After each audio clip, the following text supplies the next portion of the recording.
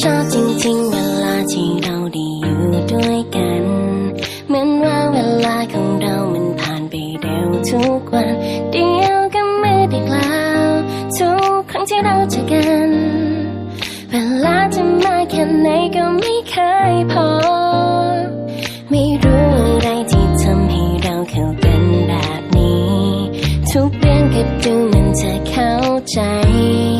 ฉันไม่ต้องพูดอะไรเธอก็รู้ว่าชอบอะไรจะหาแบบเธออีกคนได้ที่ไหนกันอยู่ใกล้เธอแล้วมันอุ่นจนไม่อยากไปไหนไม่รู้ว่าเธอเป็นใครคำในไมโครเว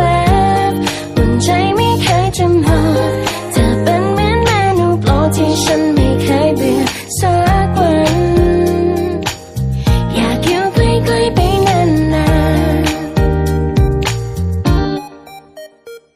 เธอเหมือนท้องฟ้าตอนเย็นที่มันอบอุ่นเหลือเกินชีวิตที่ฉันมีเธอโคตรเพลินเธอทำให้ฉันรู้สึกดีอยากอยู่ด้วยกัน